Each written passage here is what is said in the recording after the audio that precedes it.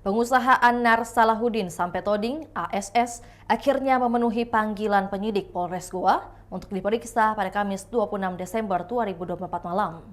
Ia datang menyerahkan diri setelah namanya disebut sebagai investor atau donatur kasus uang palsu produksi kampus UIN Alauddin Makassar.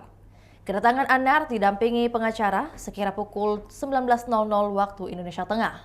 Ia datang dengan menggunakan kaos berwarna putih dan dipadu jaket hitam. Anar juga mengenakan topi hitam.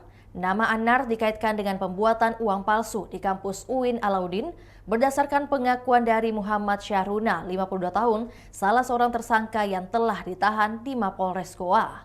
Syahruna merupakan orang yang pertama kali membuat uang palsu tersebut di Jalan Sunu 3, Kota Makassar. Rumah tersebut diketahui merupakan milik Anar Salahuddin Sampetoding.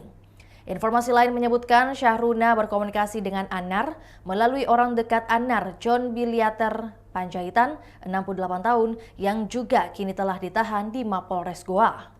Syahruna berperan memproduksi, menjual, dan bahan baku yang digunakan dari Anar Salahuddin Sampetoding. Itulah tadi berita Hot News kita pada hari ini. Saksikan berita Hot News lainnya hanya di kanal YouTube dan Facebook Tribun Timur.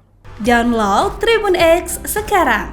Menghadirkan lokal menjadi Indonesia.